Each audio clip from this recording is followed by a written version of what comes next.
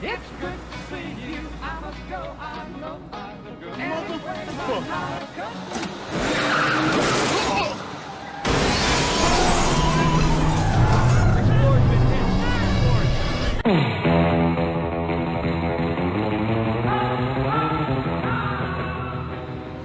Hold him.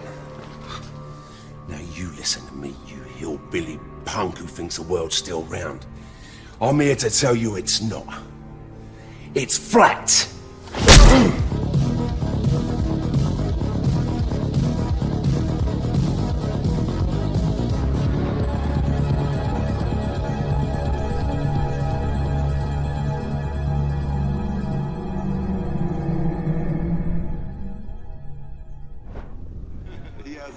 He's an interesting guy, man, and, you know, he believes it, so. Kyrie, the earth is flat, right? Yeah. So, whatever. The earth is flat, that's news. That's news. Here we go.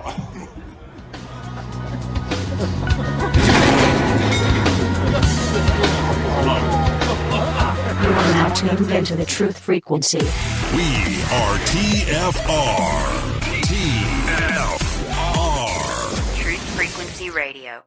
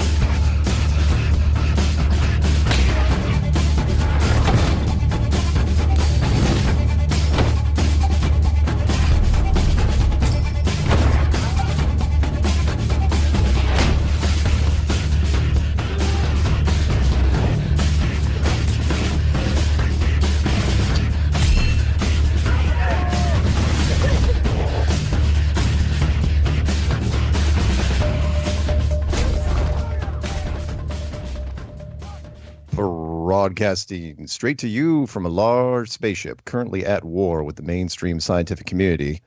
Meanwhile, the peanut gallery is preparing his Easter baskets in order to find all the hidden Chinese space station parts that will be falling to Earth this weekend. Why not the Chinese space station and the Easter bunny are probably equally as real. Hello, everyone, and welcome to Strange World, where the truth is often stranger than fiction. I'm your host, Mark Sargent, the creator of Flat Earth Clues, which propose that all of us are living inside a Truman Show enclosed structure thousands of miles wide. Check it out at enclosedworld.com or just Google Flat Earth Clues. If you can't find it, well, then you are not very good at the internet. For those of you listening to this on YouTube and you want to hear the show live as it happens, please go to Truth Frequency Radio for the latest schedule. Currently, this show is on Tuesday nights at 7 Pacific, 10 Eastern. Excuse me. And if it is not March 27th, 2018, then it is a rerun. Quote of the day from the Peanut Gallery. A true friend is someone who thinks that you are a good egg, even though he knows that you are slightly cracked. That's from Bernard Meltzer, and I see what you did there. That's an Easter quote. It's funny. A couple quick announcements. There is probably going to be a Toronto meetup April 30th, which I will be attending, and Patricia Steer will be attending, because there is a film festival. You guys can look this up, called Hot Docs, at the end of April, running through with the beginning of May in Toronto, Canada. You guys can check that out. Why are we there? We're not just there for the meetup. We're there because the film festival is going to be premiering the documentary that they worked on of all of 2017, a team out in Los Angeles, led by Daniel Clark. It is called Behind the Curve. So check it out when you get a chance. It's going to be premiering the 30th. We're not going to be seeing it the 30th. We're going to get a private screening, I think, the day after, and then we're going to go into the theater and see it. It's showing 3 times at the film festival, so that'll be kind of fun. Flat Earth Challenge in effect. This is my personal declaration of declaration of war, not declaration of floor, from Flat Earth against mainstream science. I, Mark Sargent, hereby put forth a challenge to any university, foreign or domestic, to debate or discuss the Flat Earth reality. The short version is this. You fly me in, take care of my hotel, and I'll face down any scientific body you put against me. My only debate requirement is that you have someone with a master's degree in a physical science, either participating in or supervising the event. Accept this challenge, and you'll be treated with respect. If not, then you're just cowards hiding behind empty equations. Now, normally this would have been a subject matter expert night, like I've been doing a whole bunch of them recently, but the guy who's a telecommunications expert, he's still... Every once in a while, I'll get somebody and they'll be like, I'm not sure. And so he's kind of not sure. So that's fine. We're going to do a call-in show and talk about whatever. Maybe we'll talk about Mad Mike. Maybe we won't. Let me rattle off the subject matter experts we have had so far. Deep breath, insert here.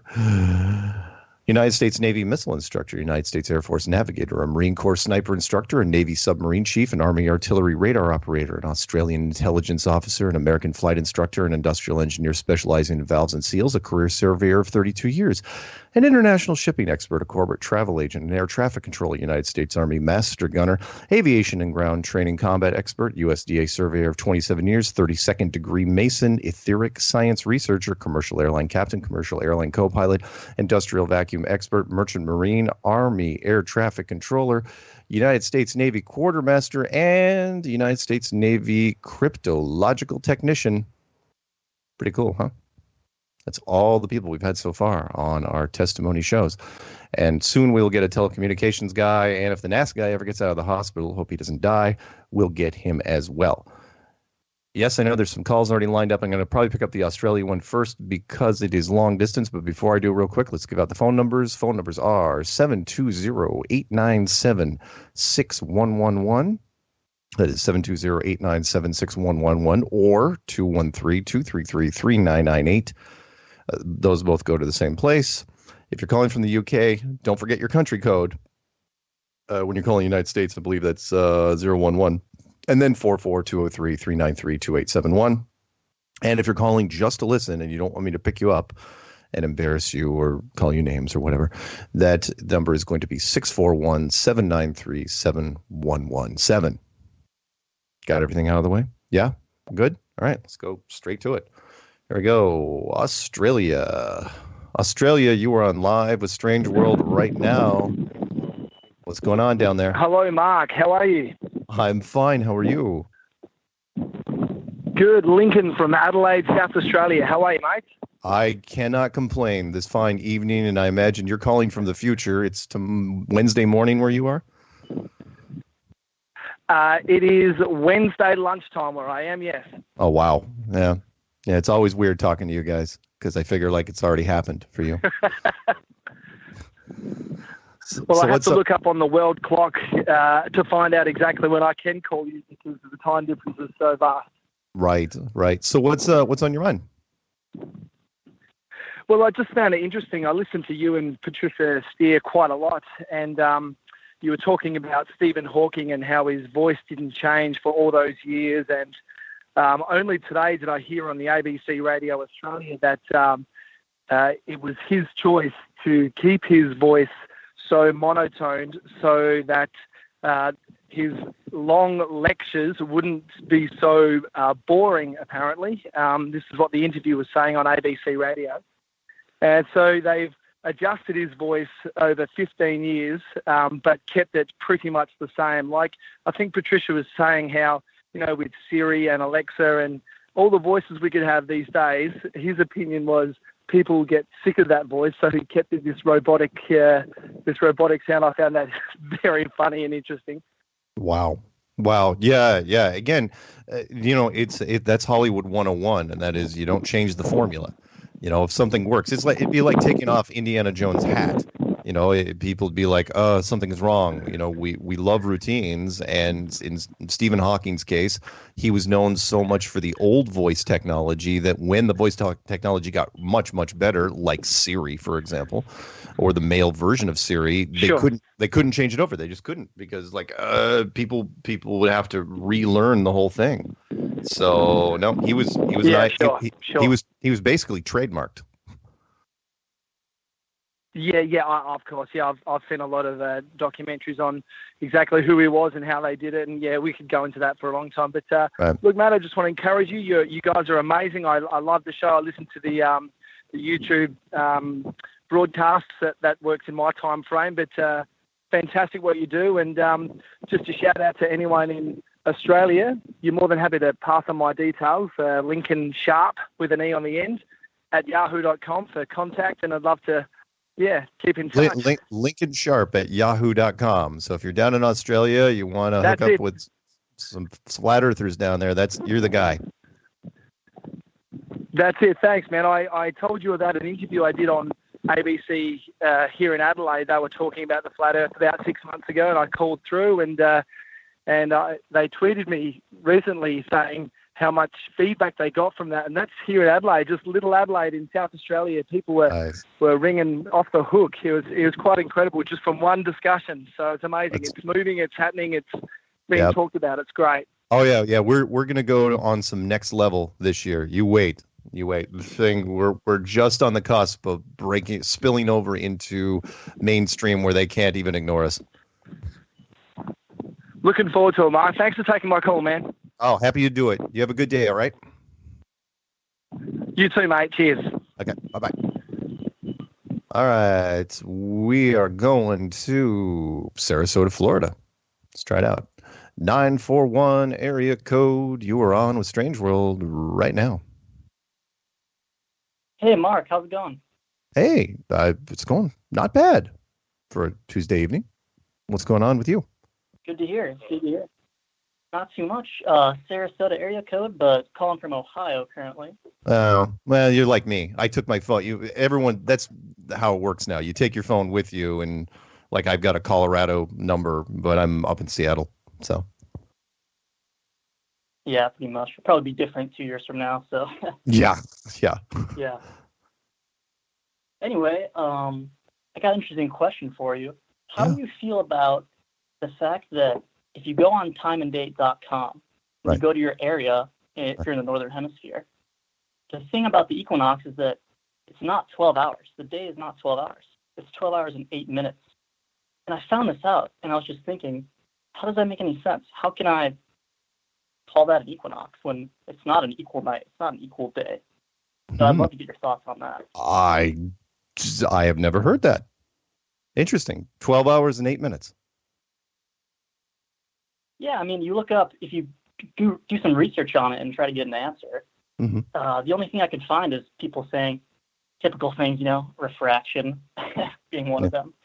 And the idea that the sunrise is taking longer on that day. But, who knows? And it's just another one of these things where I've been researching astronomy for just years and years. And only this month I hear about that. It's just crazy to me. Odd. I've never heard it. I will have to dig into it. Yeah, so it is weird, and the thing about it too, if you use time and date, is for my area in Ohio, for example, you'd have to go back like 4 days to I think March 17th to get a 12-hour day. And it's just I have trouble wrapping my head around that. You got me. If anyone's out there and you have an opinion or you've looked into it yourself, throw it at us. Love to hear it. Anything else? Yeah. Anyway, Mark. No, not really. I don't want to take up too much of your time tonight, but I just love the approach you have, and been listening to you for a while now. Cool. And seems like you got the attitude right. Your approach is right, and it's just keeping your confidence, keeping your cool, and I appreciate it. Well, thank you. I'm again just trying to go down the path, and I try to stay as level-headed as I can, mostly because I don't really have any right to get angry at other people because I was on the other side. You know, I would have absolutely been there yelling and saying, "Oh, flat Earth is stupid. It's ridiculous. No one should ever look into it." It's like, yeah, I know. I was saying it for 9 months, and then, well, now I'm not. So anyway, any shout outs you would like to throw out? Oh man, you know what? I can't think of any. My brother, maybe, if I show him this one. No worries. If you think of it in the future, let me know. So, cool. All right. Thanks a lot, Mark. And my name is Matt, by the way. You have a good night. You too, Mark. Bye. All right. Let's move on to, let's do, wow, I need glasses. 419 area code. 419, you are on A Strange World right now. Hey, what's going on, Mark? Hey. Well, you know, doing a show, so. It's Marty Marr from North 10 Proceedings.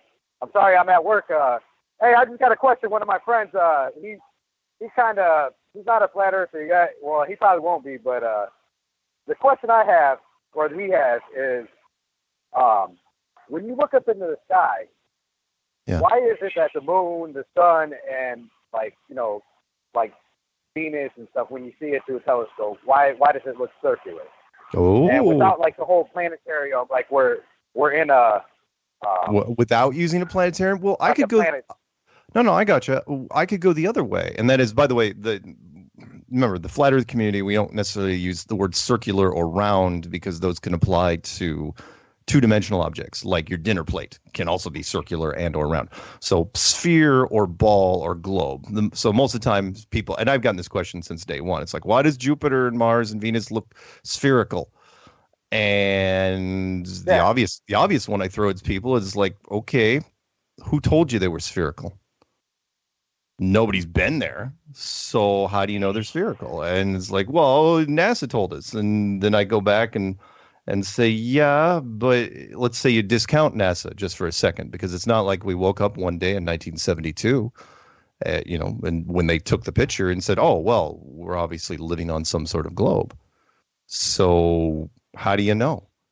I mean, yeah, they look spherical, sure, but we can do that right now. Well, and the thing I was wondering is, he was saying how you never see it if it is a disk, like other planets are disks, or you'll never see like it's like a disc shape. Right. And I was looking at that convex moon, and how like a different shadow of the moon and how it is like that, and that kind of, I don't know, I was kind of set on that with I think it's the convex or concave moon. Right. You know what I'm talking about? Yeah. I mean, think of it this way: when it comes to the planets, if they really were spheres, again, how would you know? You're taking the word of an organization. You say, well, it's a science organization. Nice. No, it's a military organization. That's who you're taking the word of. I mean, yeah, you can say, well, the astronomers say that it's sphere. It's like, no. The astronomers are still basing their stuff off of NASA images. NASA is DOD all the way, Department of Defense. You can look it up. So, and again, if I say, or I should say, the flat Earth community says they're lights in the sky, and NASA says that they're huge planetary bodies, who's right? It does come down to a little bit of question of faith, but I question common sense and general observation rather than listening to the military. But that's just me. Oh yeah, and then another thing, how do you feel about the whole Reddit user with that mysterious voicemail thing? You hear about that with the ties to the Malaysia flight? I haven't heard that one yet. Is there? I don't know. I heard about it on some channel. The guy, some Reddit user got an email or a voicemail, and it was like in a robot voice, and he was giving out military letters, and it spelled out a message, and it gave out coordinates too, and they were trying to tie it in with the Malaysia flight and Stephen Hawking dying. I just wondered if you guys heard anything about it. That has not come across my desk. I've been kind of flooded recently with the whole Mad Mike finally launching without really announcing it to anybody who was going to launch.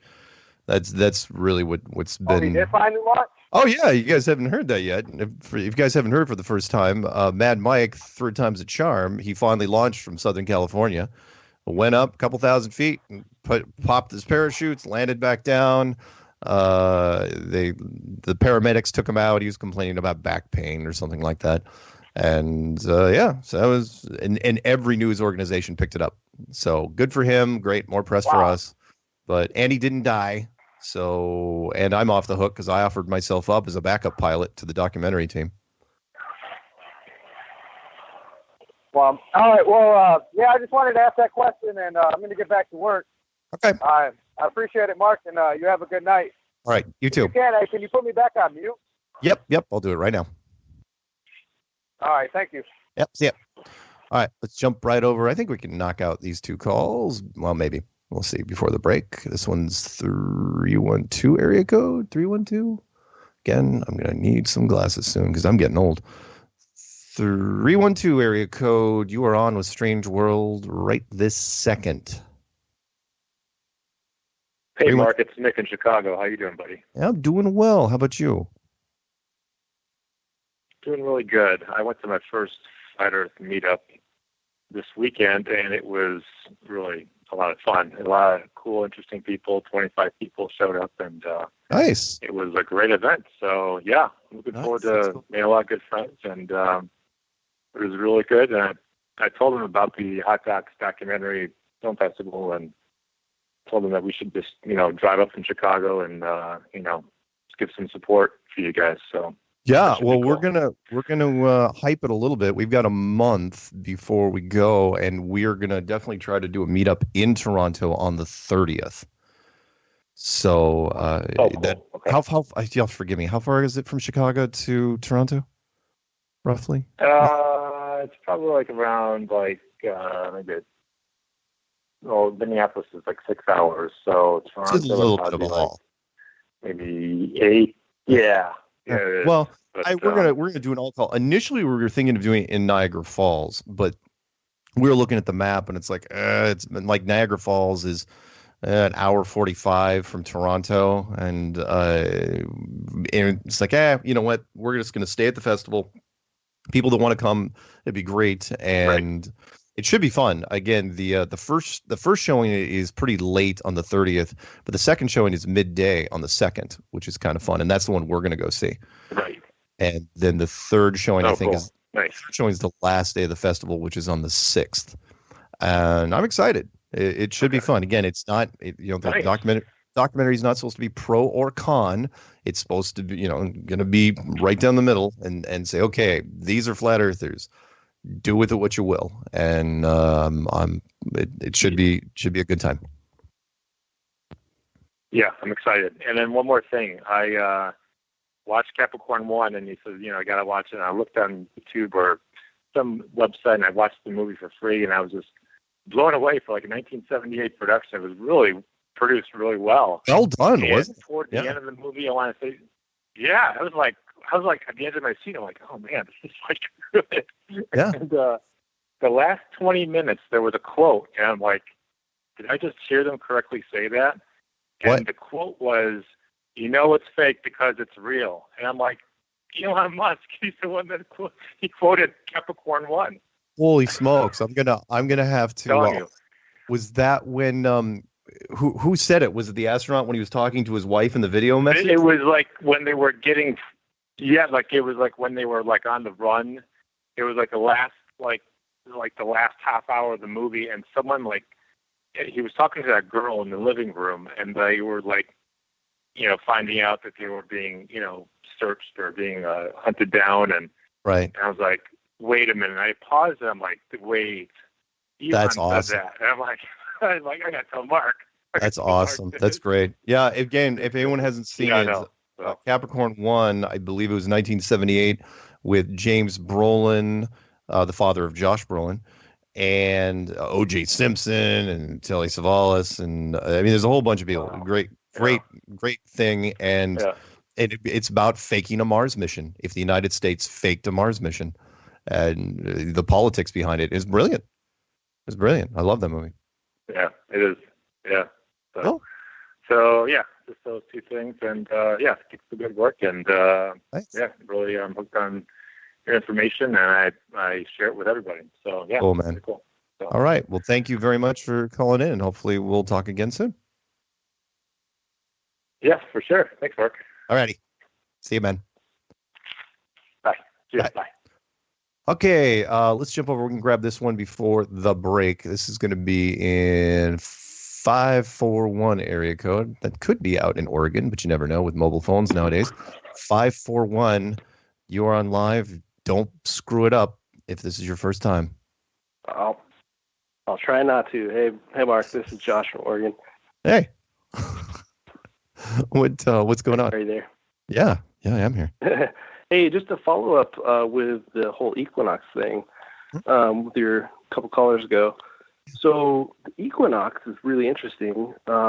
Basically, I figured out that the equinox here where I'm at in Oregon was actually on the 17th, but they reported it on the 20th.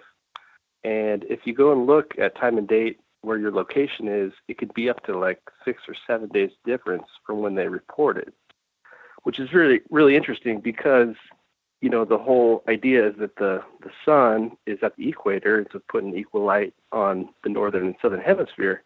Yeah. And so that wouldn't make sense that it would be 3 days off up to 7 days off. So something to look into. Interesting. Yeah. Crow Triple Go. 7 did a really interesting podcast on it about 2 or 3 episodes ago, so you should check it out. Oh, all right. Cool. I will check it out. Go ahead. Go ahead. No. It's all you. Go. Oh no, I was just going to say, it wouldn't make sense on a globe model, but it would make sense on a circular, spinning, spiraling sun that it would be off by days, So. All right. Well, something to look into. All right, I will try to look into it. I've been a little distracted as of late, but I'll do what I can. The other thing I was just going to throw out there was that I, from Mr. Dave Weiss, from his little throw out there is to print up some Google Flat Earth Clues cards, and I did that. I made about 500 business cards, and I've been dropping them off everywhere I can find. So you're the reason why you get people that are my phone doesn't stop ringing. Well, yeah, nice, thanks.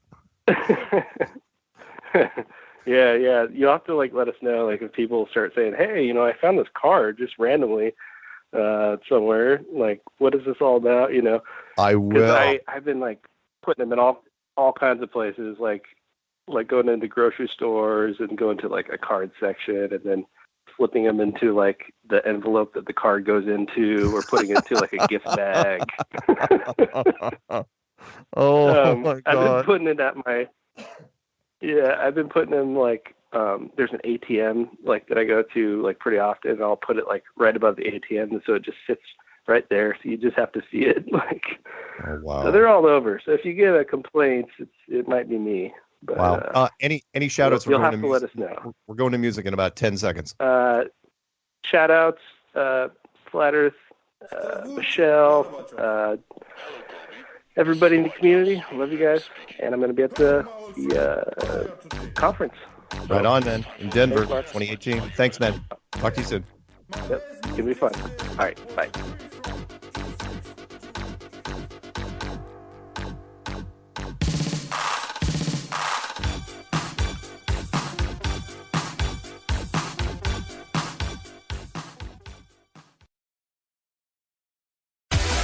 No hate, no hype, no fear. You're listening to Truth Frequency Radio. We are TFR.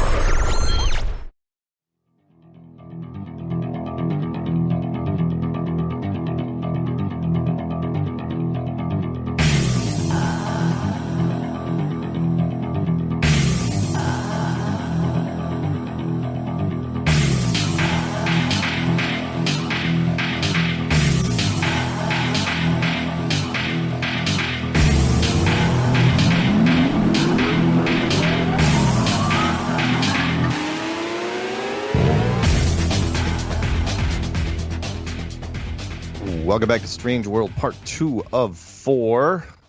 That little tune, of course, was Absurd by Fluke. I do not know which version because that song was made into a bunch of different versions. Oh, boy, we got a lot of calls lined up. Let's pick up Canada. 306 area code. Oh, boy. Actually, I'm just going to get glasses here. Let's go Canada first, and then we'll try Twin Cities, then maybe Eugene, Oregon, maybe Arkansas. Maybe, you know what? I'll pick up California after that one. I think 909. All right, Canada. What's on your mind? Well, hey, Mark, it's Mike Allen here from Canada. How are you? Hey, I'm pretty good down here in Seattle. Don't you know? That's pretty good. It's I sent you an email there regarding my email I sent you. It must have been in probably September, October. Okay. About having some family issues with my godfather. I don't know if you ever remember that email or not. I will say yes, but I get a lot of emails, as you know. Oh, okay. Yeah, no, I understand that 100%. Yeah, I mentioned in the email that he was. It's kind of hard dealing with flat Earth situation, and he was claiming that I had manic depression. He was claiming that I had manic depression because I believe in flat Earth. Yeah, and, that'll happen. It was kind of a sore sight, but I'm dealing with it right now, and the one thing I like about flat Earth, it makes me. I feel more alive than I have ever felt before, because from that, I know the truth now, that because I'm not being brainwashed. I see with my own eyes now, it's absolutely wonderful. My friends are probably wondering where I get all my energy from, because I'm so alive right now. I just love it. It's amazing. And I want to thank you again and I know millions of people thank you all the time, but this is from the heart. And I mean, you do so much work for everybody, and it's awesome what you do for people. It's just awesome. Well, thank you, and you're very welcome for that. And you're right. That Flat Earth has given me a purpose which I never thought I would get.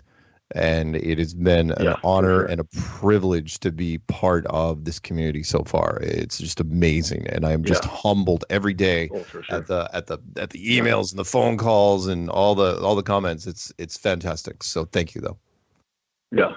Yeah, for sure. And I'm happy. I'm hoping to see you up here in Edmonton for the Flat Earth Conference. I'm very excited about that. I probably won't sleep for days, but whatever.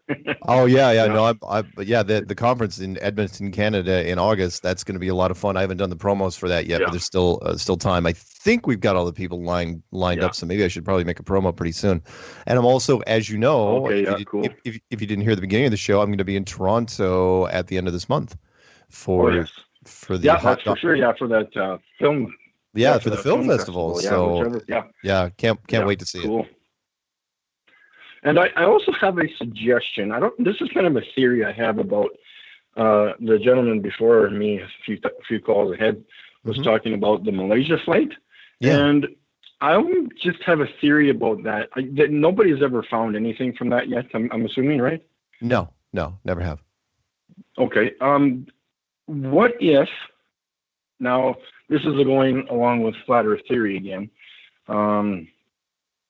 if there is other Earth-like areas or other land masses, could we not have flown that flight to one of those areas? Thousands of miles away beyond Antarctica.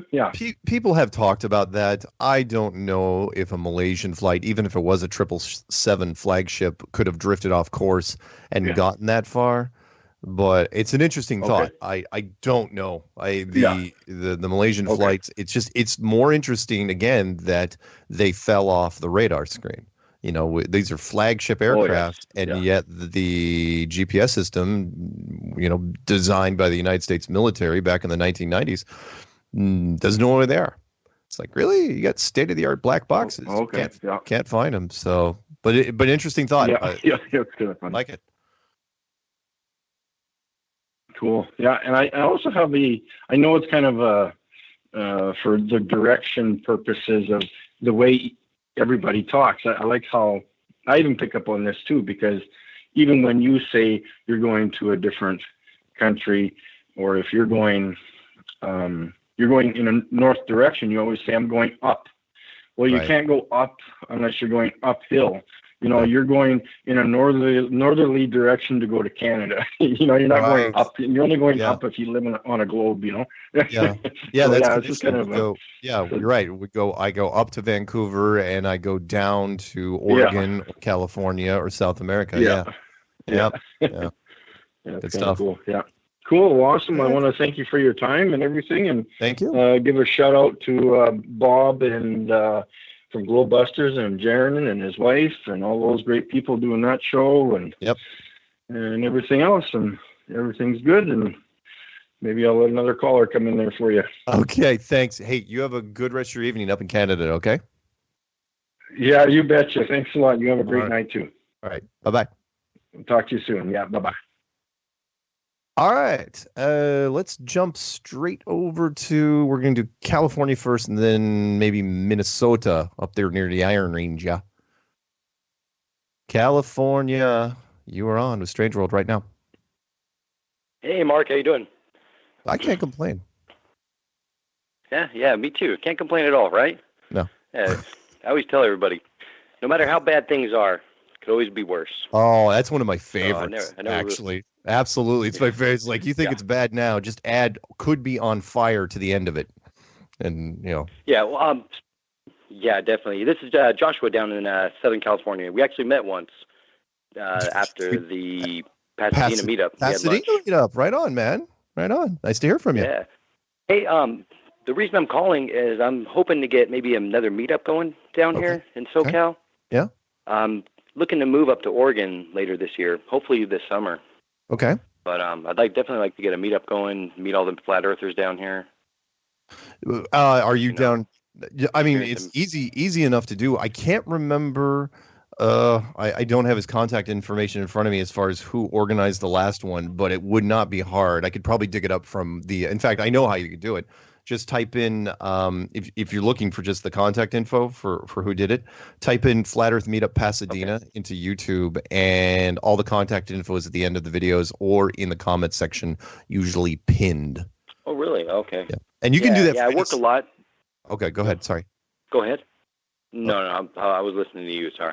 Oh, no, it's okay. I was just going to say that anyone listening can also do this with any meetup in their area. So, like, if you're going up to Oregon, you can type in Flat Earth Meetup Oregon or Flat Earth Meetup. I know there was one in Eugene, one in Portland, one in Grants Pass.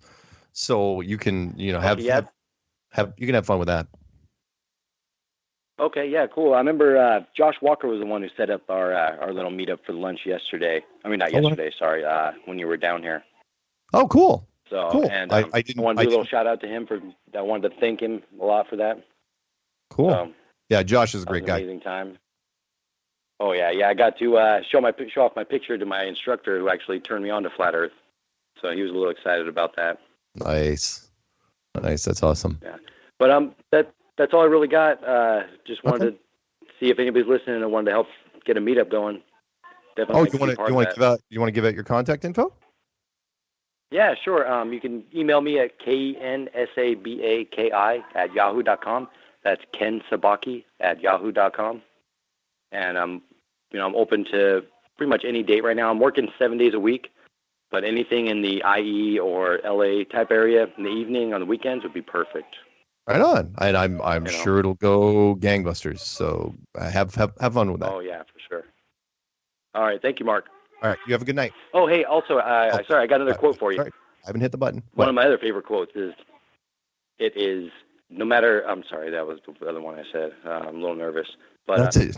Right, don't be nervous. What is it? Is it a good quote? Are you looking it up? What happened to you? Oh no! Did I lose him?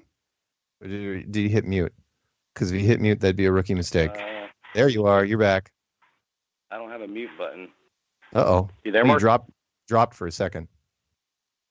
Oh, I did? Oh, sorry about that. I don't think I have a mute button on this phone. It's a little older. Oh. But here's my quote. When you do things right, people won't even be sure you've done anything at all. Ooh. And that one I've got from Yeah, I That's got that good, one and from, and also sad in a way, because when you do things right, people don't appreciate it because they just, it's like, Yeah, oh, it is. It's like, yeah. yeah, I had to tell my boss that today. He's like, he thought I left early and didn't even remember I was there. And so, when did you get done? And I was like, you know what? I did everything just right. When you do it right, it doesn't even look like you did anything at all. Yep. Good quote. So, I like it. Well, yeah, definitely. All right. Well, thank you, Mark. All right. Have a good one. Appreciate the time. Okay. You too. Bye. All right. Let's jump over to Minnesota. Minnesota, you're on with Strange World right now. Wesley, stay Flat Earth News Talk. Wait for it. And go. Yes. You insist on calling. See, I came with my own sound effects. My goodness. I don't know if anyone heard it. Play it again. Nice. Hey, I thought with the restraining order would have been enough, but apparently not. What can I do for you, man? Funny. Yeah, I was basically, I'm calling in to just, get some free advertisement. We are having our Minnesota meet on Saturday, this Saturday, on the 31st, 4 o'clock p.m. at and so appropriate, the Flat Earth Brewery. And this was all set up by Josh Swift, who is the creator of Authentic Intent. I'm sure a lot of people know who he is. Yep. He did get out of the hospital, and he's been doing video after video. Gotta love Joshy. Good for him. Excellent. At least that's what I call. That's my nickname for him. Where's Peanut Gallery's quote? I usually call him Cuddles. Let's see here.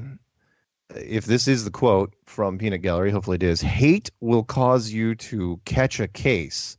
Release yourself from your own personal jail before you are put in the real one for life. It ain't worth it. That's from Anita Sneed Carter.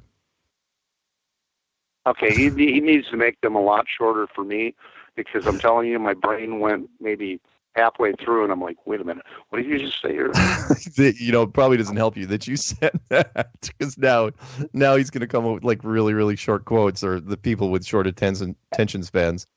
But that's all right. There you go. You gotta love that. But yeah, I did get I don't know if you're aware of it or not, but I did get a professional studio mic. So now my shows are a little bit more clear. I was really impressed with it. For a lousy $18. Microphones make all the difference in the world. I'm talking on a Shure microphone, SHURE, and I mean, there's nothing necessarily wrong with laptop mics and the mics that are built into whatever devices. But look, anyone that does any professional work, you spend the time and do it. And I've gone through my share of problems. Well, here's the cool thing. Before I bought this mic, I wanted to research it, right? Mm-hmm. And there was a YouTube video that it was microphones for under $50, and the guy was going to rate 6 different. It was 5 different microphones for recording. And believe it or not, mine came in. Well, I was going to say, believe it or not, yours, the one you used to use, the Snowball, came in number 1. Yeah. That's the reason why I picked it. Right. Yeah, and mine came in number 3, which ain't too bad. No. But for $18, I could not beat it. There's my other sound effect, telling me to get up off my ass. Nice. Which means I have to get dressed. So, all right. Anyhow, right. That was it. Just a shout out to all my subscribers, and see you guys on Saturday, because I'm now doing 2 shows, Saturday and Sunday. All right. One of these days, I'm going to try to get you on, if you're not too busy. I know. And I swear I will get on there eventually. I swear I will. Not a problem. Right. I'll just keep sending the link. I know. All right, man. And that was Wes from Flat Earth News. And what's there's another quote the Peanut Gallery sent me. Light travels faster than sound. That is why some people appear bright until they speak. That's from Stephen Wright, one of my favorite comedians, actually. I saw him 3 times in concert, twice in Seattle. No, once in Seattle, once in Bellingham, Washington, and once in Boulder, Colorado. Excuse me. All right, let's jump over to this person's been holding for a while now. Eugene, Oregon, maybe? Eugene, Oregon, are you there? I'm here. Hey, what's going Mark. on? Hi. Oh, it's a good night here in Oregon. I'm not actually in Eugene, but I'm sure that's what the phone says. That's what the phone says. Yeah, they don't know everything, right? No. I left your voicemail. I know you're busy, but, just reaching out. And then I sent an email to follow up. I got 2 things. Sure. Since I've started listening to your clues, first night I didn't sleep. Okay, normal. Yeah. But I started noticing things on movies I was watching about, like, the globe showing up in really places that didn't make sense in movies that I was watching. I was thinking it was kind of interesting. I hadn't noticed it before, right? Right. Like they put globes in just about every movie. There's a scene where there are globes there, and you see it, and it doesn't even occur to you that there's no reason for it to be there.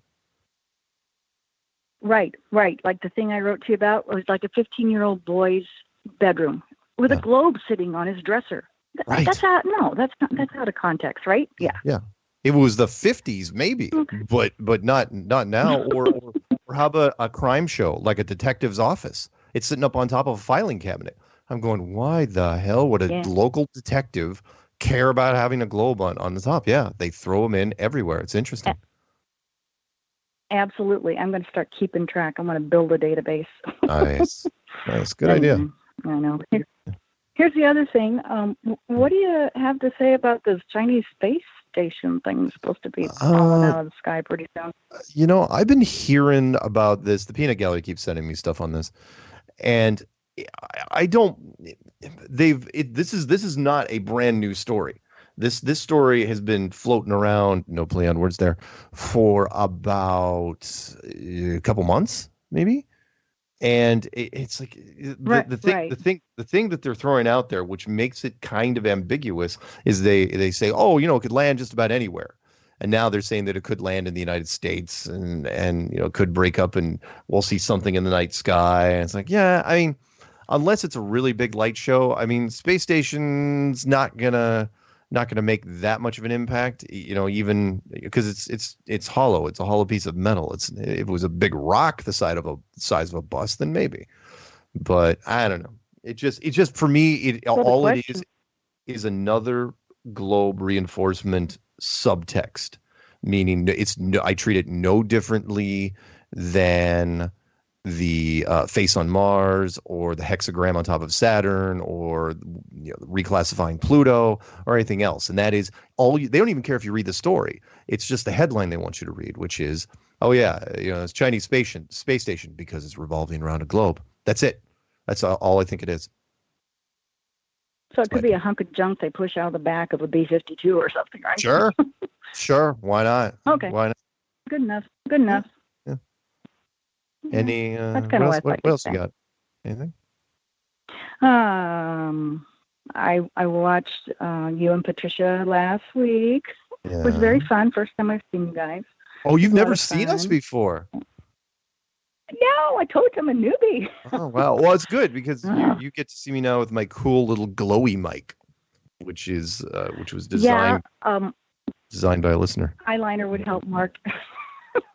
Really? Eyeliner, it kind of makes it washes you out really good. Yeah. Well, I'm not going to do. Look. You know how much. Look, I already get some crap for the hypnotizing mic.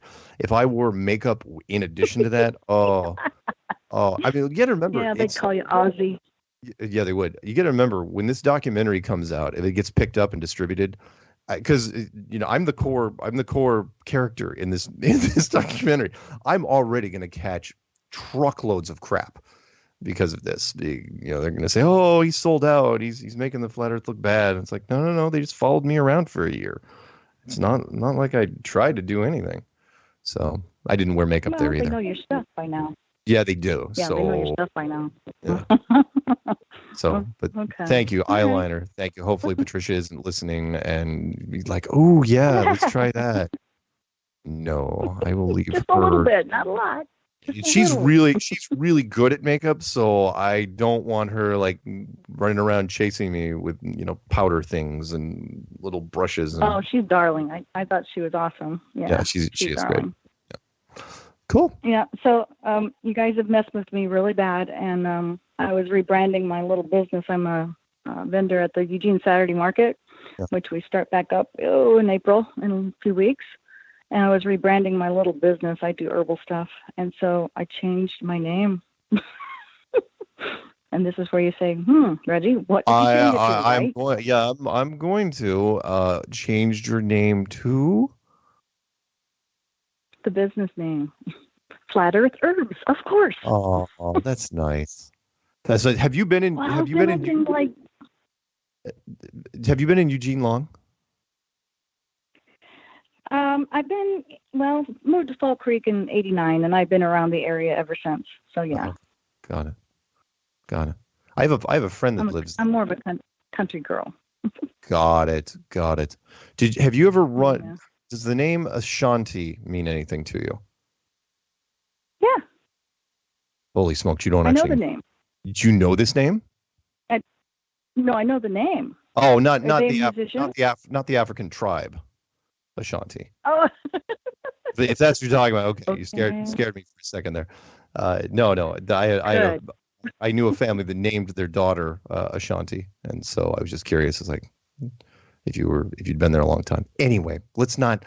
Yeah. Well, I figure I can take some of your clues and put them in a little handout flyer, so when people are there, first of all, I know I'm going to get the looks, the raised eyebrows, Flat Earth Herbs, because they know me as another name, just lavender, which don't ask. Right. But I can just say, hey, would you like a free clue? And I'm not going to tell them shit. I mean, anything. I'm just going to hand them a clue. Nice. I like the name, though. I love it. Flat Earth Herbs. That sounds really, really cool. Mm-hmm. It made sense to me, and that way I can feel okay about talking about it as well. If someone asks, then I got a reason to tell them. It's true. Otherwise, they may not get it either. It's like Flat Earth Herbs. Is that something new? How potent is it? And remember how you haven't heard me do my Flat Earth drug deal spiel before, where I no, it's true, because I tell people like that really is kind of like a drug deal. People are for conspiracy people. So you walk up to your friend and it's like your friend's doling out conspiracies. And it's like, yo, man, it's like, what do you need? I got conspiracies. It's like, I got something new, right? And he's like looking around, going, all right, I don't give this to everybody. I only give this to my favorite people. It's called Flat Earth, man. Right? Look, don't take too. It's like reach into your jacket. Don't take too much. Don't take too much. Mm-hmm. It's right. Don't inhale. Yeah, look, man. If something happens to you, you didn't get it from me. Like that sort of thing. I'm warning you. You take this, and there's no turning back. And it really, I remember I was getting a discussion kind of in those generic terms with somebody. And by the time I was done, I was going, holy smokes. It's like, there's so many drug references to this. So, yeah, and Peanut Gallery says, yeah. Own rabbit hole. Yeah, Peanut Gallery says, first clue is free. Nice. That's perfect. I love it. That's awesome. Yeah, I got a quote for you guys. Okay, what is it? I have a quote for you as well. This side of the dirt is always a good day. Say it one more time. Did you hear it? Yeah, do it one more time. This side of the dirt is always a good day. Interesting. Sort of a don't die reference. Side of the dirt. Yeah. Yeah. Yeah. Yeah. Oh, and Daisy is overrated. Peanut Gallery followed that one is the next clue will cost you your sleep. Yeah. Oh, True. I've already done that. Come on. Yeah, because once you get to like clues, well, that doesn't have to be. I'm not gonna be egotistical enough to say just the clues would do it. But if you watch like 2 or 3 Flat Earth videos, I don't care. By the time that's it, it's like you're not sleeping that night. You're pretty much just. No, you're not. 4 a.m, you're just bloodshot eyes, going, "Oh no, what have I done?" Yep. Did you ever, you know who Alan Fudd was, right? Of course. Yeah. Candid camera. Candid camera. Yeah, long time. Yeah. Okay. So I'm sitting here watching all these stupid videos. Not stupid. Just, oh my God. It's like you're watching what I'm doing. You're saying all the things that are going on when I'm watching the video. Yeah, I can't sleep. Yeah, I'm binge watching. It's only 3 a.m. What do you mean? Not the truth. Yeah. Hey, any shout outs? We got about 20 seconds before we go to the music, which means you and I'll have to say goodbye. No. Come see me at the market on the 5th or 14th. I'll be there. Look for me. I don't know if I'm going to be heading down to Seattle, but 14th, Flat Earth Herbs. If anyone wants to check her out, she'll be in Eugene, Oregon. Does that about do it? That'll do it. Have a great one. Thank you. Hey, have a good one. All right. Bye. I'm sorry, Arkansas. The big.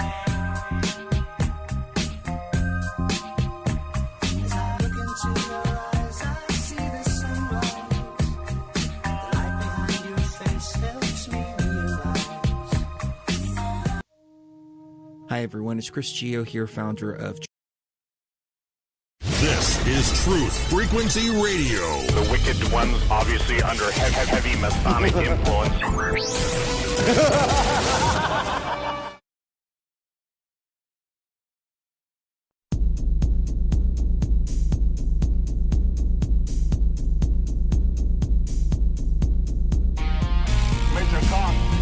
Major Kong. Primary target the ICBM complex at Laputa. Switch all receiver circuits to CRM discriminators. What's cooking on the threat board? Nothing. Alright, tell you what you better do, old buddy. You better give Elmo and Charlie a flash and bump everything up to condition ready to stand by the moron today. Major Kong. Major Kong. Hey, what about Major Kong? Clear and plain and coming through fine. What about It's great to be fine. What about Major What's happened? You see the string in my leg scarring. What about Major I never told you. Hey, what about Major Kong? Welcome back to Strange World Part 3 of 4. We're taking calls. Useless trivia. Slim Pickens was the voice for B.O.B. the robot in The Black Hole. And if I'm not mistaken, Black Hole was a Disney movie from 1978. Didn't do that well. I mean, it was kind of a strange one for a Disney movie because they were trying to do sort of sci-fi. Now, of course, Disney owns everything. Let's see here. Phone number is 720-897-6111 or 213-233-3998. And I was corrected, 1979. Fine. It's close. Get back that far. Who cares, right? Although I will remember that now. 213-233-3998. Let's grab Arkansas first. Arkansas, you were on live with Strange World, just you and me and the darkness. Well, cool. How's it going, Mark? It's going pretty while. good. I can't complain. Lots of calls this evening. What's going on in your neck of the woods? Well, I've been doing a couple things, doing more research, running more numbers, and I got some interesting stuff for you. Sure. So I went outside multiple days, and I noticed that during the day, you see shadows on the bottom of the clouds, even at sunset.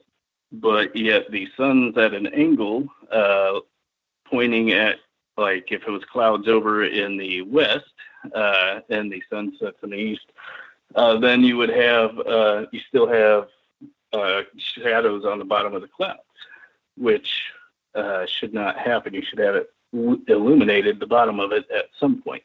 Sure. Especially at sunset. And then another thing I did was what I call perspective reduction math. So, if you reduce numbers or things in perspective, at certain distances, you reduce everything by the same amount, it still shows to be the same perspective. So I did the sun, and I took it down all the way to, what I did was, the United States has 4 time zones. So I divided the width of the United States by 4. And then that gives you 670. So then I reduced that all the way down to 1 foot. 670 miles, and I reduced that down to 1 foot. And then I took the distance to the sun and reduced it the same amount, as well as the diameter of the sun, and reduced that as well by the same amount. And it comes out to be that you would be able to take 1 step or 1 foot to the right of you, and the sun would still appear to be 26 miles away, and it would look like from 26 miles, what you would see as 2 city blocks in a circle. So that means that by perspective, stepping over to one time zone from another should not change the perspective of the sun at all to you, because it doesn't do so at 26 miles. Interesting. So so it kind of, time zones don't really add up if you look at that sort of thing. Another thing I did is, how when you say, well, how is it you can zoom into boats and stuff that's supposed to go over the horizon? They have 2 answers for you. Sure. Every time they say refraction. Yeah. But we know that refraction causes inversion, but the boat's not inverted. And you can tell this because they use that in old TVs and stuff. They would use refraction, and the picture would actually be flipped upside down first as it's coming out, and then it projects it to the TV and flips it upside down. Right. And then the other thing is, they say, well, gravity bends light. And when you get into this, you find that gravity actually can affect light, because gravity only affects things with mass. So gravity is quite literally, as they say anyway, the attraction between the mass of 2 objects. But photons are massless. Right. And then another thing about it is, I was like, well, let's do the speed of light versus the fastest anything can fall towards Earth, which is terminal velocity, versus 8 inches per mile squared. Right. So say we're going to go cover a distance of 1 mile, right? Just to get the 8 inches. So you do speed of light, which is 670,616,629 miles an hour. Terminal velocity is 120 miles an hour.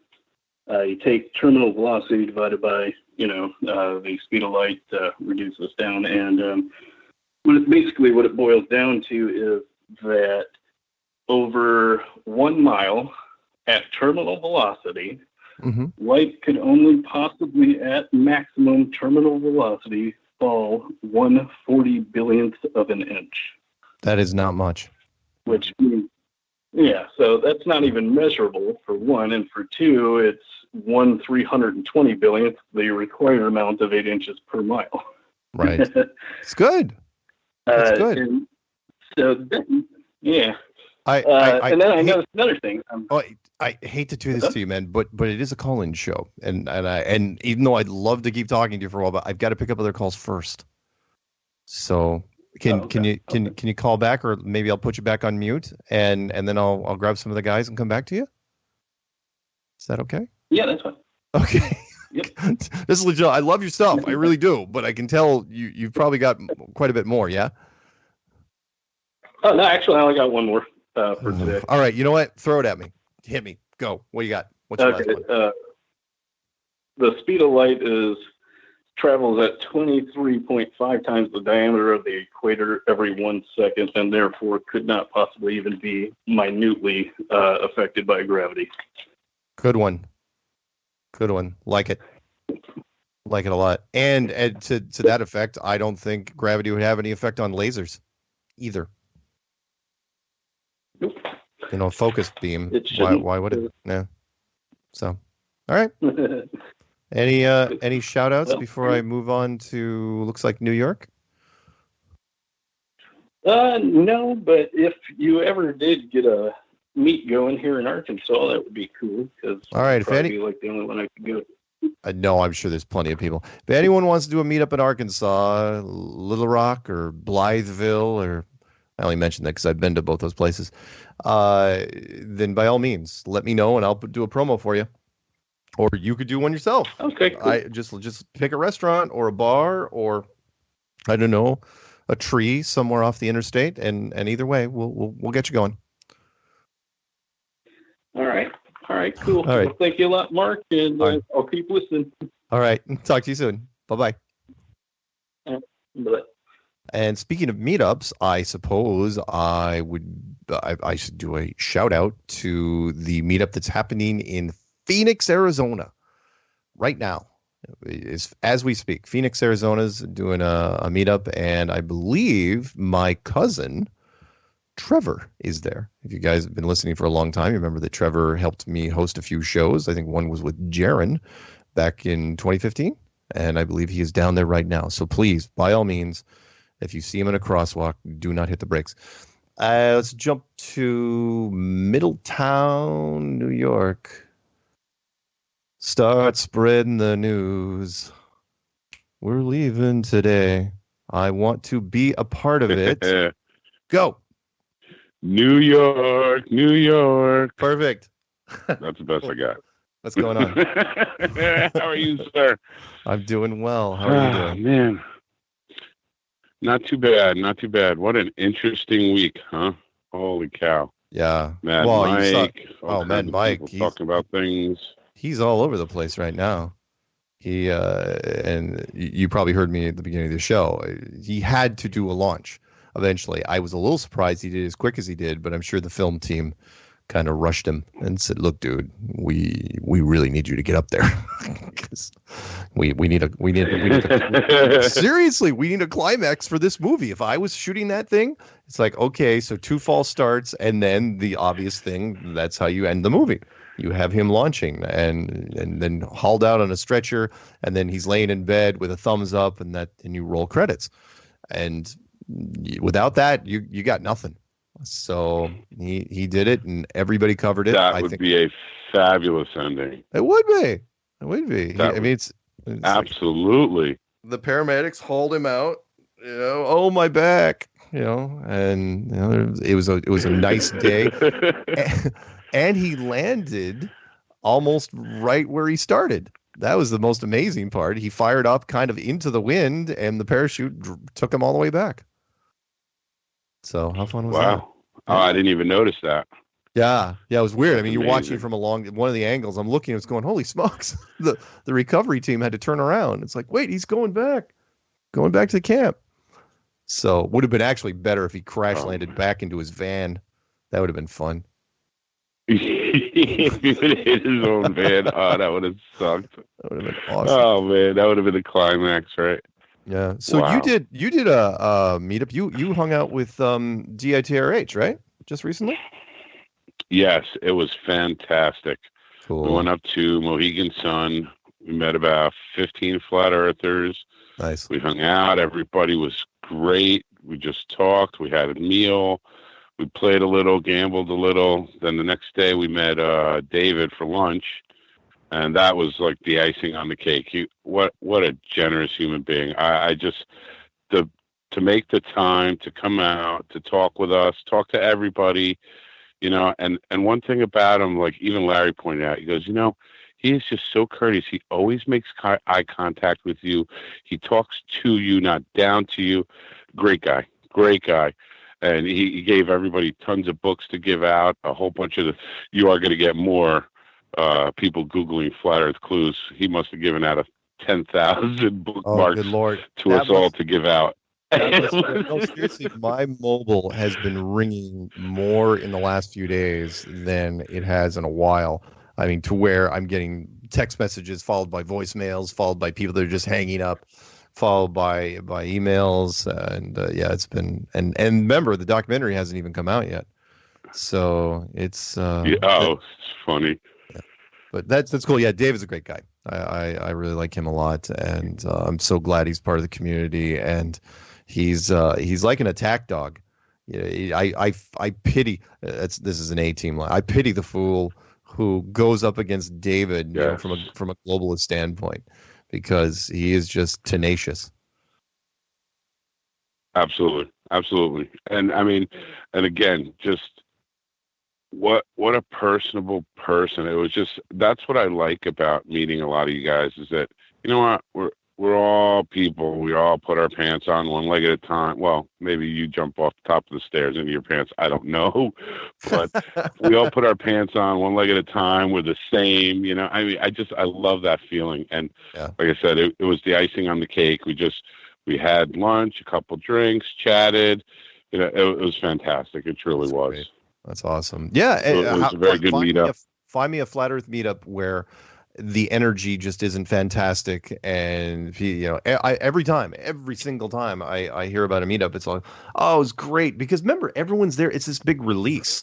So many people that are there for the first time. It's like, wow, God. I get to talk about this, and it's because it's stuck in their head, it's stuck in their system, and they don't know how to get it out. And just to be in a room with other people, it's fantastic. Yeah, it's like long lost siblings, I swear. Yeah. I mean, it's just the feeling you right away, you're breaking each other's chops, you're joking. It's like, it's like seeing your best friend after 10 years, you know. Yeah. Oh my God, how you doing? Yeah, it really was. Yeah. And actually, I was going to comment about, I've been noticing, and like, I've been noticing, I think you've made a few comments and references to it, how in 2015, you didn't talk about this stuff. No. And now more and more people are getting comfortable and talking about it. And my son brought to me, he said, Dad, in tech class, which is our science class, he said 2 students approached the teacher regarding flat Earth, and right out in class said, hey, how do you know the Earth is flat? And he couldn't answer them. All he could do was reference the book. And they called him out on it. They were like, well, isn't that kind of like faith? I mean, you didn't do those experiments. How do you really know? Right. And they were making this poor guy sweat, and he didn't want to talk about it at all. No. Yeah, nope. Science teachers are having a tough time. Well, you heard that thing when Kyrie Irving, when the kids were challenging the science class guy, because Kyrie Irving is one of their role models. And it's like, well, between you and Kyrie, we're going to go with Kyrie, because he makes millions of dollars and he's really famous, and you're just a high school, college teacher. Yeah, I mean, science teacher. He's way cool. Yeah, he's really cool. He makes videos and little movies and stuff, and and he knows LeBron. Like, who do you know? Yes. So, have you also noticed that there have been a lot more UFO reportings, and now it seems like it's starting to go up the ladder? Like, it's not just Joe Schmo in the trailer park. Yeah. Like, my wife showed me an American Airlines pilot reported a UFO at 40,000 feet over Arizona just in February. Yeah. Those guys never talk about this stuff. Now they're reporting it. It was one of my predictions, which is, this is one of the only things you can kind of steer this into, which is, some sort of introduction of another civilization. I'm hoping, just like, come on, get it over with. Everyone's ready. Everybody's got their mobile phones. You can shoot it out to everybody at the same time. Do this giant billion-person tweet and do it. But we'll see. So, right, and then that way we can dissect it.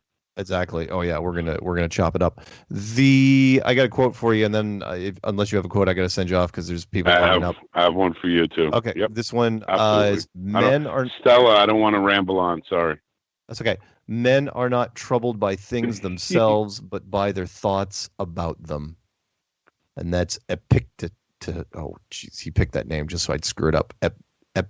Epictetus. Epictetus. I don't care. He's probably Greek, and I hate him. What do you got? Yeah, I don't know how to say that. Yeah, that's an interesting one. I got a good one. Sooner or later, the people of this country are going to find out the government doesn't give a fuck about them. Government doesn't care about you. All they're interested in is keeping and expanding their own power. And that's from George Carlin, actually. I was about to say, that sounds like George Carlin. And I think it's true. I think because I mean, me, I've been preaching from the beginning. Same team. Okay, you're a baller. We're flat earthers, whatever. We're all being freaking lied to.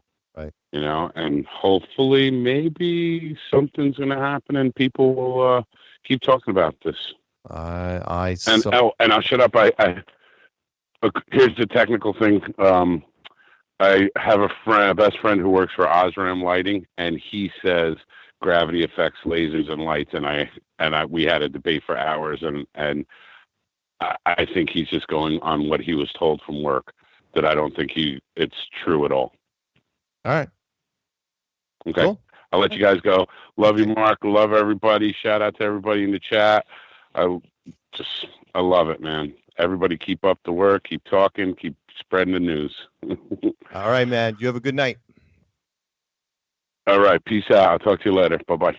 All right. Let's jump over to Peanut Gallery saying it's pronounced Epictetus. Epictetus. I don't care.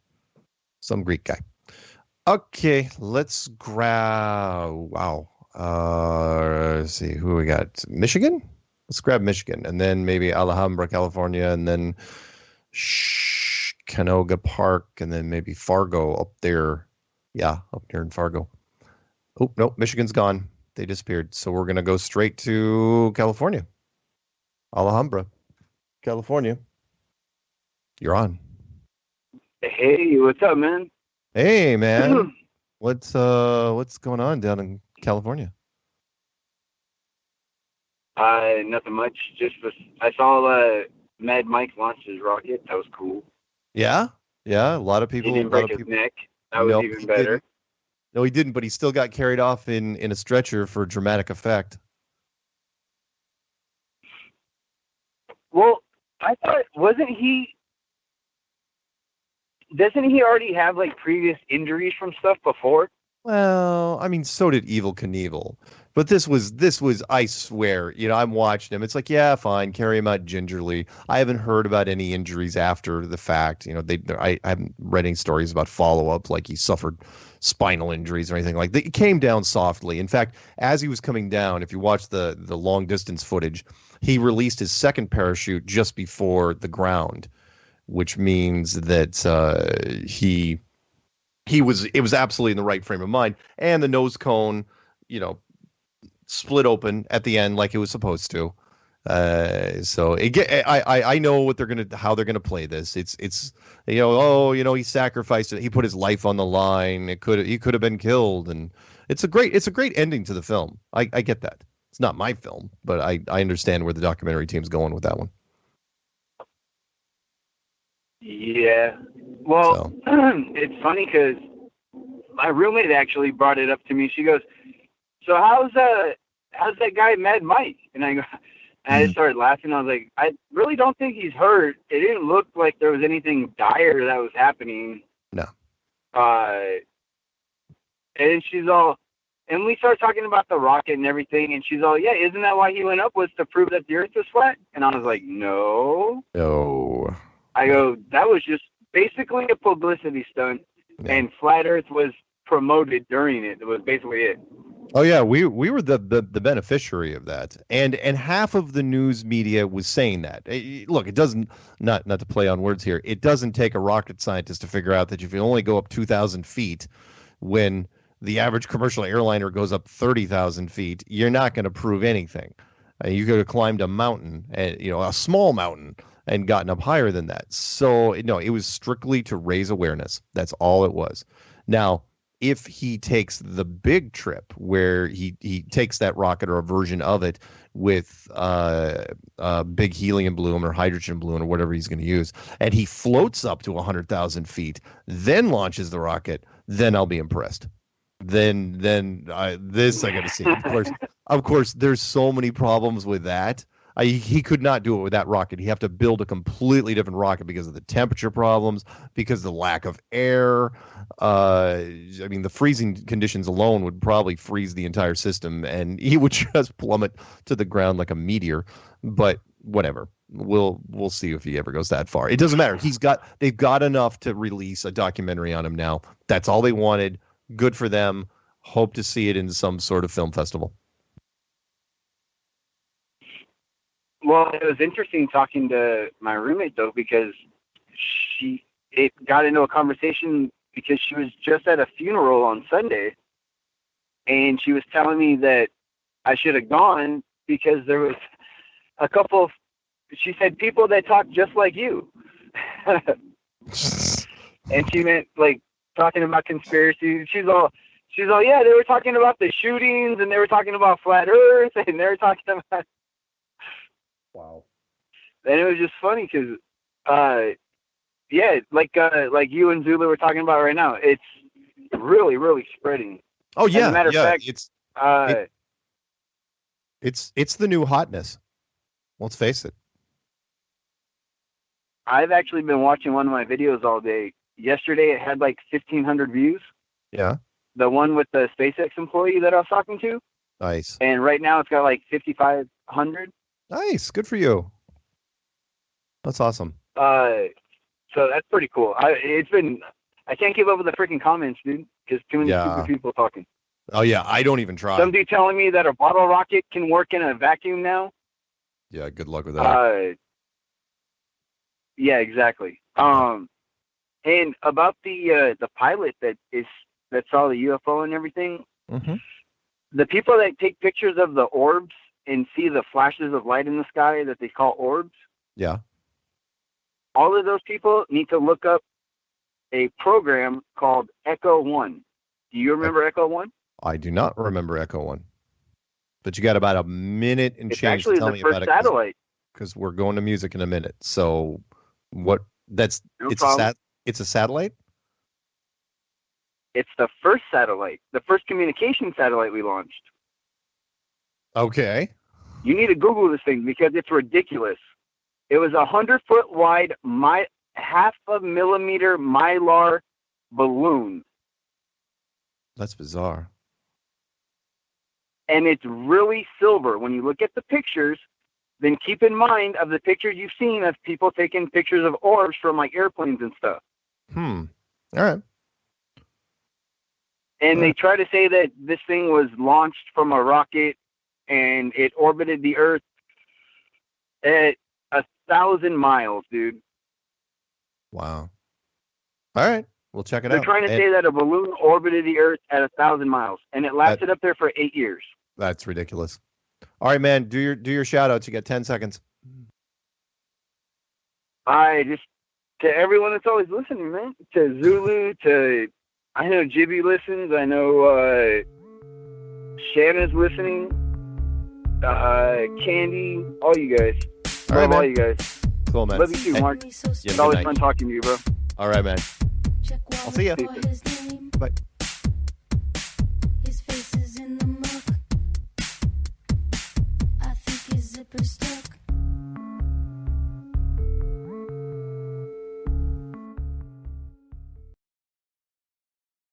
We are TFR. My faith in destiny is all I need to prevail. Truth Frequency Radio.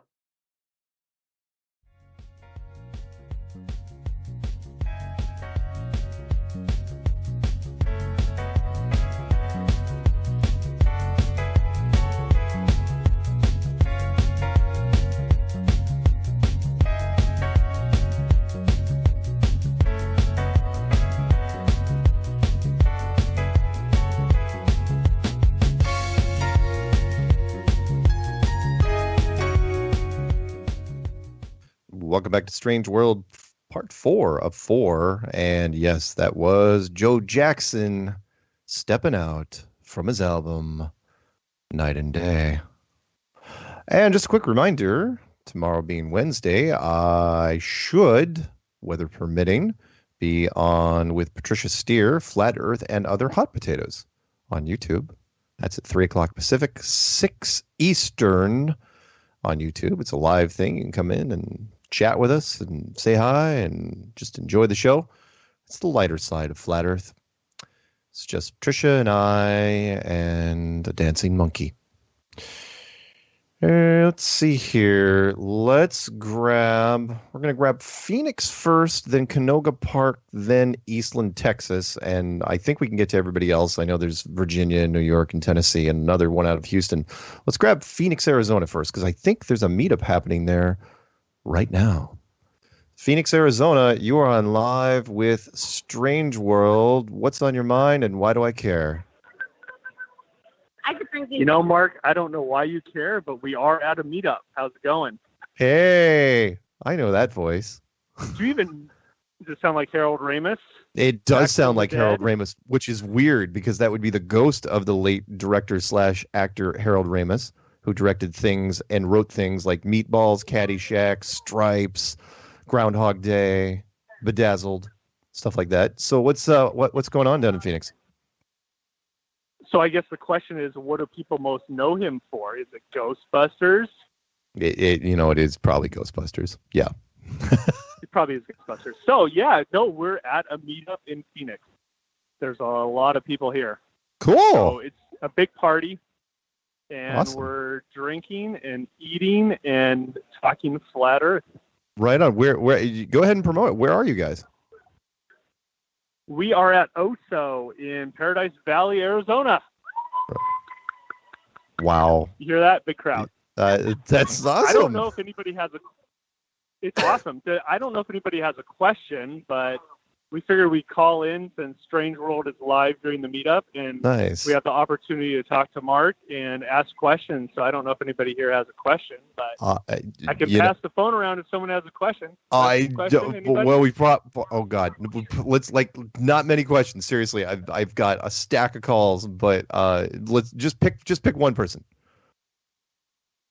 What's that? Pick one question. Hold Yeah, on. just pick- We're gonna just pick pass one it over to question. Someone's question. Mark, hi, it's Glenn Bordeaux. Hey, Glenn, how are you? I'm very well. Thank you, man. And thank you for all your help, and thank you for everything you've done. And so, what about the possibility, Mark, that everything's encoded in this simulation, and there are like 1 or 2% of us that can see through it, and we have a perception that it's not a globe. We see things, and there's where this is all going from my point of view is there's going to be some kind of a division where some of us evolve into a different reality, and the majority of people are going to continue just going on with business as usual. Does that make any sense to you? It's It like does, flat it Earth, does. a kind of like. Is flat Earth Yeah. the way out? I know we're going with this, and only a certain people would go, and there's other people that would do what Cypher did in the Matrix, and that is, if I has to choose between Cypher, that was his name. this reality and the Matrix, I choose the Matrix. He believed that reality could be more real than where he actually was. And sure, I mean, people want to be comfortable. People don't like to leave their comfort zone, even if it is the truth. And Do you think this might be literal for us, though? I mean, literally, right? We're just gonna go off in a whole different like the if you wanted to call it a planet, still it would go through mitosis, and Maybe. it's gonna divide. Maybe it's an interesting concept. I kind of like it. Thing is, there's been so many people exposed to it, and there's so many people that are talking about. I think there's more. You know me, I'm more of an optimist in that regards. I think there's a lot more people that are in this community. They're just in the closet. It's way more than like the gay community where it's 5% in and 5% out. I think Saying there's like gazillions of people searching. Oh yeah, I think there's a lot of people searching, and the hits prove it out. I mean, the metrics on our vids and everything is like there's a lot of people looking at it. So remember the line I used that I steal it from Chris Rock, and he's going, look, Spice Girls, they sold 80 million albums, but nobody admitted to owning them. That's what flat Earth Mark's is. talking about the Spice Girls, 80 million, but nobody admitted that they knew them. Yeah. It's So, like everybody wow. but everybody danced to it quietly. So anyway, I hate to do this to you, but I got a stack of calls. Thank you for doing the meetup. It really sounds like fun. And whenever you do the next one, I will promo for you. And who knows, maybe I'll even come down for it. He just called me babe, didn't he? I did hear that, right? Anyway, Trev, I got. Oh, he hung up. Okay, let's move on to Canoga Park, California, because he's been on the line for a while. Canoga Park, California. I bet you I know this is. This is the water guy, isn't it? It sure is, Mark. How are you? I'm well. Sorry for. Okay, so listen. Shout out to Josh Walker and the other Josh. I don't think people realize that they forked out their own money to fly you into Pasadena for the meetup. They did. And that not that you're a whore, but if people make arrangements with you, you'll most certainly fly in for those things if they pay for it. Absolutely. You know, so I don't think people realize you're that available, and if they just fork over $400. Yep. Just they could have you come out. For better or for put it into your schedule. Yeah. So you've heard my declaration of war, where I said, look, I don't care. You know, if you want to fly me in to put me in a debate against scientists, that's fine. If you want to fly me in just to say hi and shake hands and meet up and tell jokes, I will also do that. We're gonna fly you in to put you into the spacesuit to shoot you up into the rocket and everything else you keep saying you're gonna do. Nice. Well, no, I absolutely want to. As you know. Go ahead. Okay. As you know, I don't think it's a physical realm. You know, I'd love to talk to you about that one day, but I'll give you plenty of time to get to it. But I would like to talk about the enclosed world and the problem when people are looking for the dome. Okay. I think it's clear if we go back in history that the Air Force was doing all the research, and we can see plenty of flat Earth in the background of all the Air Force stuff. But let's say that the other civilizations, which we could call aliens, or people may be mistakenly enough to call God. Yeah. But let's just say that they were fed up with the nuke situation, and they did meet with Eisenhower in 1952, and we did deny help. Right. And basically, let's say we were put on trial, and unbeknownst to us, we were quarantined. And the quote-unquote discovery of the Van Allen belts is the installment of what you call the dome, or the energizing or the light. The turning on of such. Right. But when people are looking for that model and they go, where's the dome? Where's the dome? There it is. Shut up. Yeah. It's and really everyone's got to realize they created NASA at that point. They shut down the Air Force. All the military has been fighting for fun since because they know it's all a game. Yeah. And it's really, are there really Van Allen belts? No.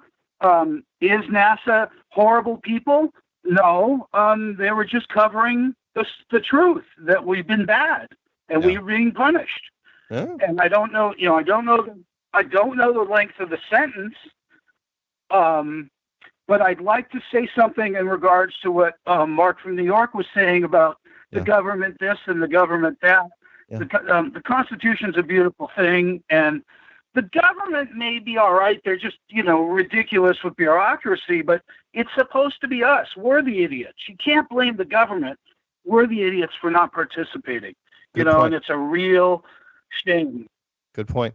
All right, man. Other than that, I just wanted everyone to know that meetup stuff for everyone, it's meetup.com. They don't really understand it before they, it's not an official thing. It's in every city. Everyone can do it. And even between the meetups, we're not a joined group. Yeah. I want you to know, Mark, that Josh is near me within a 20, 30 minutes at any time, and so is Lucy Lemons. Nice. And if you come to L.A., there's obviously a handful of people that would support you financially, and that goes to Jaron and Morgile and anyone. I don't know if you guys realize I'm ready to buy a bus and just put you guys on from city to city to city, or maybe the Flat Earth Circus, and let's just book it across the summer circuit. Nice. And let Well, but may there's happen. just no reason not to. I absolutely agree. Yeah? And just that may happen anyway after this documentary, because it's already getting buzz up in the Toronto Documentary Film Festival. Out of the 100 entries that are up there, it's already been talked about as one of the top 10 which is amazing considering the topic. So the circus may actually be on its way. But thank you for that. I hate to do this to you, but I got to see how many calls I can cram into the last 15 minutes of the show. Love you, man. Thank you Just for being. remember, Mark. Remember, once you go flat, you never glow back. Nah, it's good. That's a T-shirt. Love it. All right, man. Have a good one. Good night. Thanks, everyone. Bye. All right. See ya. All right, let's jump. We're going to do rapid fire. Here we go. We're going to do Eastland, Texas. Texas, are you on? And thank you for holding. Texas. Hello. You are on mute. What's up, Mark? It's me. It's Shannon. Hey, I'm going to give you 2 to 3 minutes because we're trying to do rapid fire. What do you got? What's happening? What's crack-a-lackin'? The what? What's crack-a-lackin' is, dude, I was just thinking, I was watching, it was a brand new episode tonight. You know me, I like to do movies and TV. Mm-hmm. I was watching the new episode of, I can't remember what it's called. It's like, we're staying together, but we're divorced, and they're raising their children. Okay. Anyway, this is like, on network TV. Mm-hmm. And they split up, blah, blah, blah, whatever. And also, it was the first new episode of Roseanne tonight, too. Of them, the old Roseanne, and all the kids are grown tonight, too. Right. Or whatever.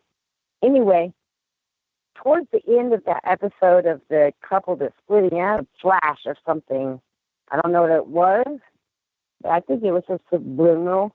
If somebody could slow that down, like it's towards the 10 minutes of the end of that show, all right, maybe 5 minutes. Somebody needs to go look back at that because I don't have the ability to do that. We had some straight line winds come through here, Mark, and I was thinking about, can I take this to like some kind of a religious aspect possibly? And I'm not religious. I'm spiritual. I don't like the term religious, but most people understand what I'm talking about when they say religious. Tornadoes tearing down houses and blah blah blah this, and they always talk about, that one wall was standing because they had a cross on it, or yeah, you know what I'm talking about? Yep, I do. Let's see, this is Satan's playground. Is that Satan, running amok?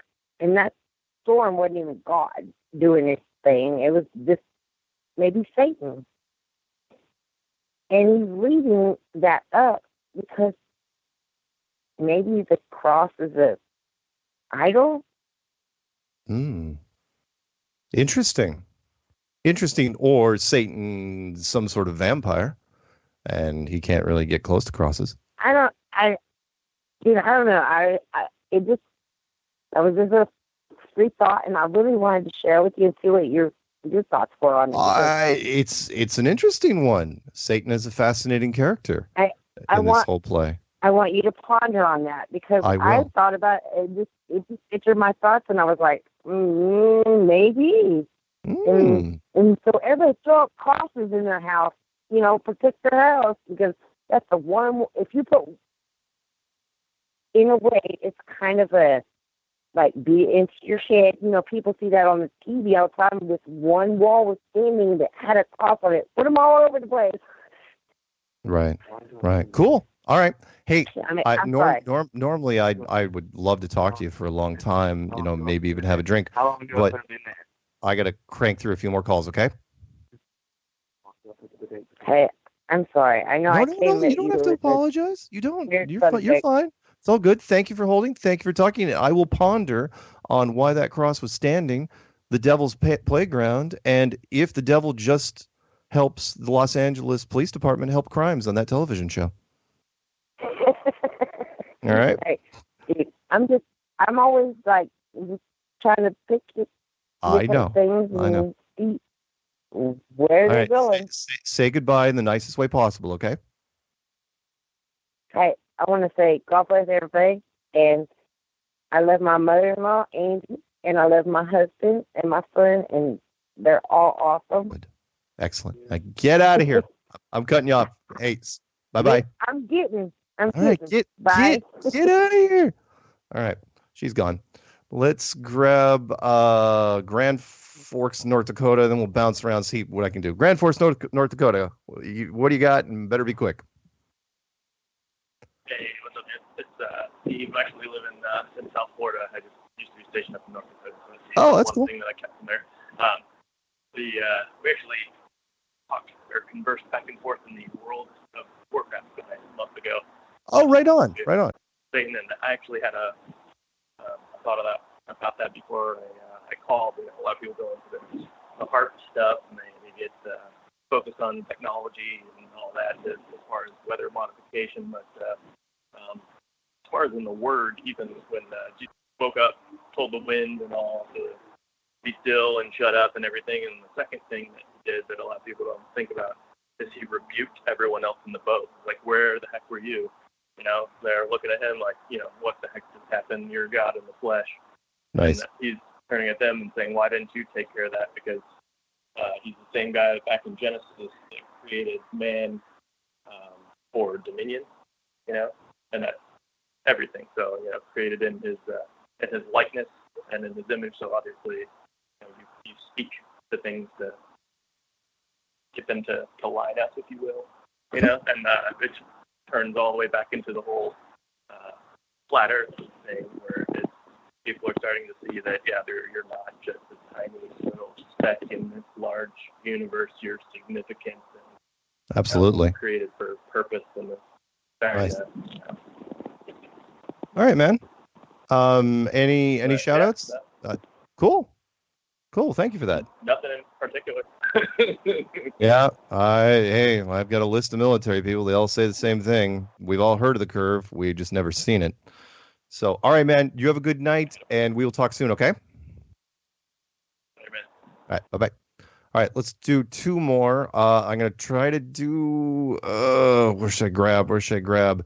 Let's grab this one from Virginia, and then we'll try to end with one in California. I think that's 510 area codes. Let's see if we can knock two more out. Let's grab Virginia. Virginia, you are on with Strange World. You're going to be the second to the last call. What do you got? Hey, this is Craig from Virginia. Actually, I'm here in Tennessee. I'm now living in Memphis. Oh, cool. So looking for a Memphis meetup. Okay. So may want to set that up. Maybe you can help me out later on that, because I looked it up. There was a Nashville meetup, but not a Memphis one. All right. Tell you what, let's do this real quick. Fire off your email address. Speak slow. DRTN8@yahoo.com. All right. And so if anyone wants to do a Memphis meetup, by all means, contact this man, and you'll see what you can do. Anything else? I got three quick questions for you. First off, used to listen with Bob with Glowbusters about a year ago. They talked about doing a new magnetic map. Did they ever publish that? I have not seen the new magnetic. I have not seen it yet.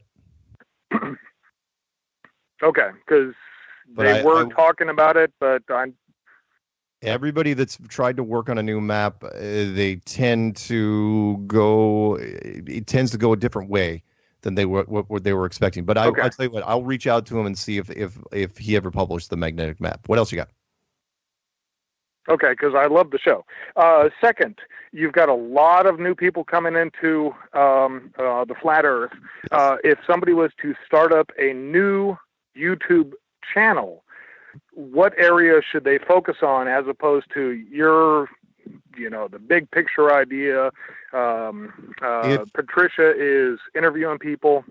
If it was me, if I was going to start up, if I was out there trying to do a new channel, I would work on scientific questions, Q&As type thing. That's the sort of thing I've been doing in my declaration of war, which is when you ask questions, because I'm doing sort of connect the dots and other people doing religious stuff, other people doing experiments. I would do scientific questions, put it out there and say, okay, answer this. The vacuum of space, how does it not rip off the atmosphere? How does long distance photography work from a scientist standpoint? Tell me about the eclipse. Tell me about the temperature of the moon. Tell me about the Van Allen radiation belts. That's the channel I would open up and keep it sort of simple. Okay. Anyway, go ahead. One more. Agreed. And then the final question is, you've alluded to certain questions that you're keeping in your pocket, and you've also alluded to there's a next step with Flat Earth that's coming out this year. Yes. Can you say any more as to what that next step is? Sure. It's a 3-part war. The first part is, creating massive amount of content and making sure people have easy access to it. That part we've already done in spades. Second part would be to make sure the media creates their own vocabulary but uses it. So whatever the term they come up with, flat earthers, anti-globalists, whatever, as long as the media starts using us on a regular basis, even if it's derogatory, it gets in there. And then the third part is resistance, which is resist any attack from mainstream science. What's going to happen this year, I cross my fingers, is now we're going to see projects that are going to enter the mainstream, which are going to be talked about on a regular basis on mainstream, because it's going to be tied to mainstream entertainment. And if that happens, then the dialogue is going to go through the roof, because people are going to be be given the excuse to talk about it, and that's what we're waiting for. And that'll. So you're saying kind of a low budget Mythbusters might break out? Oh yeah, it's going to break out. It has to. The numbers are too big, and they know that. The producers have been sniffing around since 2015. So that's what the next stage is going to be. And when it happens, then it gives media free reign to talk about it without worrying about backlash to their network. It's like, no, we're just reporting on this station doing this. You guys can do whatever you want. We're not responsible for our opinion. Anyway, I'm going to pick up one more call. Any shout outs before I send you off? Thanks, Mark. No, Mark, you're great. Have a great time. Bye. All right. Thanks, man. Bye-bye. All right. Let's pick up one more. Let's pick up California. And if we have time, we'll pick up others. But this is probably going to be the last call, just so you guys know. All right, California, you're going to be the last call. You have 2 minutes to say your piece. What you got? Pittsburgh, California. Let's make it quick there. Pittsburgh, California, the impossible city. Yes, sir. Yes, sir. So, quick question. Has there ever been a submarine built in water, preferably underwater? I do not think so. I think submarines are just like every other ship. They are built in dry dock and then lowered into the water. Okay. So as we know, space is the opposite, because I was over there looking at the whole ISS, and obviously we know they have no video of it being filmed, and, but, just for those who are on the fence looking at this, just think about the things that we haven't even did on this earth. We never built a submarine underwater. Did you come up with that on your own? Oh yeah, man. I'm constantly that's thinking. Brilliant. I've not even thought of that. You're absolutely right. All ships, including pressurized ships, are built on land and then submerged. The space station, however, was built in the vacuum of space and nothing went wrong. Wow. Come on. And I got one more to finish that off. Have we ever had any type of construction? Have we ever had anything built with in the act of motion, like in the actual air? Because the one thing we always got to remember, space and everything around us in constant movement, constant free fall. So once again, show me something being built while we're in motion at the same time. Plus pressurizing. That's all I got for you. Let's keep it flat. Hey, this is your boy out here in Pittsburgh, California. That's brilliant. What a great way to end the show. Thanks, man. I'm going to chew on that one. That's awesome. All right. Talk to you later. Peace. Okay. Bye-bye. That's awesome. No boat, no moving. Nothing's been built while it's been moving, and nothing's been built in a pressurized system. That's awesome. Quick reminder, by the way, tomorrow, Flat Earth and Other Hot Potatoes. I'm going to be on with Patricia Steer. That's Wednesday, tomorrow, 3 p.m. But I will be here next week. Same flat time, same flat channel. Cue music. I can't ask for anything more. All right, guys.